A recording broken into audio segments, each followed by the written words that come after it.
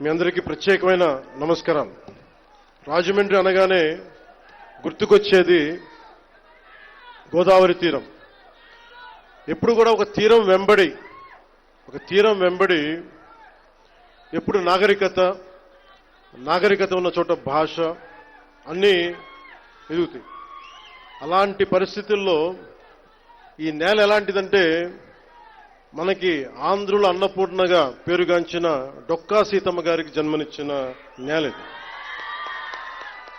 కవి మహాభారతాన్ని మనకి తెలుగులో అందించిన మన ఆదికవి నన్నయ్య గారికి జన్మనిచ్చిన నేల ఇది.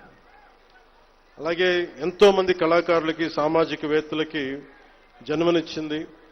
మనకిష్టమైన బాపు రమణంలో ఒకరైన ముళ్లపూడి వెంకటరమణ గారికి అందించిన ఈ గోదావరి నేల ఇది చాలా సంవత్సరాల నుంచి, చాలా దశాబ్దాల నుంచి ఉన్న కోరిక. ఈ మన హ్యావ్లాక్ బ్రిడ్జ్ ఒక చాలా పురాతనమైంది. దీనిని వాడకుండా వదిలేసాం. దీన్ని ఎలా చేయాలి అనేది చాలా మంది ప్రజల ఆకాంక్ష, గోదావరి జిల్లా ప్రజల ఆకాంక్ష.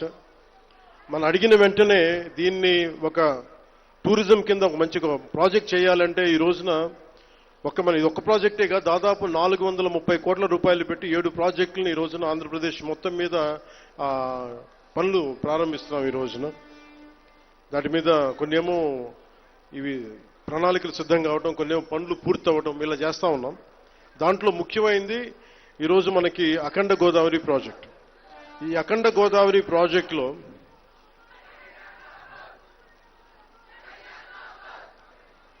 2024 ఎన్నికల సమయంలో ఎన్డీఏ కూటమి నిర్ణయించుకుంది ఈ రాష్ట్రాన్ని అన్ని రంగాల్లో సమగ్ర అభివృద్ధి సాధించేలా పనిచేయాలని. దాంట్లో భాగంగానే గౌరవ ముఖ్యమంత్రి శ్రీ నారా చంద్రబాబు నాయుడు గారు ఆ రోజు మేమందరం కూటమి భాగస్వాములందరూ అనుకొని ప్రతిదీ కూడా ముఖ్యంగా పర్యాటక రంగంలో ఎక్కువగా యువతకి ఎక్కువ ఉపాధి అవకాశాలు ఉంటాయి. అంటే మీరు ఊహించుకొని దీనికే ఈ చేస్తున్న ఈరోజు ప్రాజెక్టుకి ముందుగా స్టార్ట్ అయితే దాదాపు ఒక 800 మందికి ఎంప్లాయ్మెంట్ దొరుకుతుంది దీనివల్ల.